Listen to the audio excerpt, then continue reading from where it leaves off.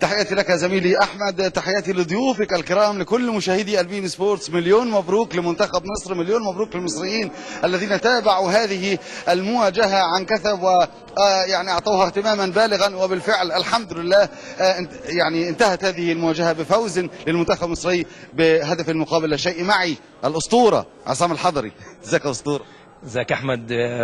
مبروك طبعا. مش عارف مين اللي في الاستوديو طبعا، بس مبروك. كابتن نبيل معلول والكابتن نادر السيد والكابتن وائل جمعه، سلمنا عليهم كلهم طبعا، منورين.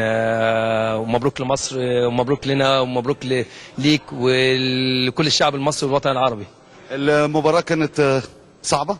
المنتخب الأوغندي يعني كان بيمثل خطورة في بعض الأحيان. كنت بتتعامل ازاي مع هذه الكرات يعني سواء كان من الكرات العرضية أو من الكرات الثابتة؟ اول حاجه طبعا ما فيش حاجه اسمها في الوقت افريقيا بقى، ما عادش فيها حاجه اسمها منتخب قوي ومنتخب ضعيف. افريقيا بقت دلوقتي على اعلى مستوى، واديك شفت اوغندا اللي الناس كانت كلها بتتكلم عليها، شوف النهارده عامله ازاي، في منتخب غانا، في منتخب مالي.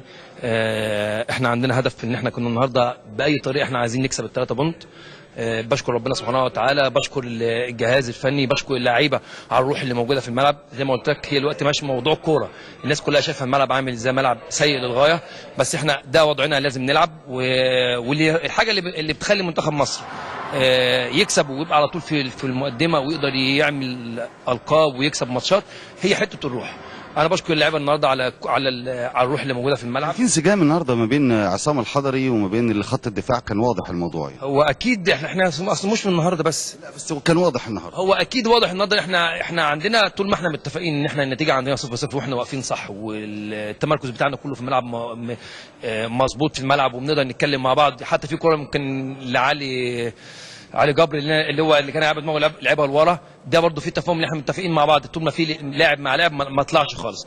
بس اللي انا عايز اقوله ان اللعيبه النهارده لازم كلنا نشكرها على الروح. اهم حاجه الروح. الاداء انا ما ببصش فيه الاداء دلوقتي خالص، انا ببص ان انا اخد 3 بونت، ببص ان انا اعدي الدور الثاني، ببص ان انا عندي مباراه خلاص، مباراه برضه صعبه اللي جايه كمان بعد 3 ايام.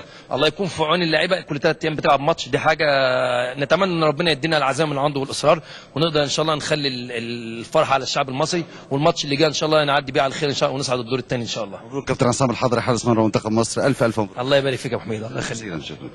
اذا زميلي احمد لا زال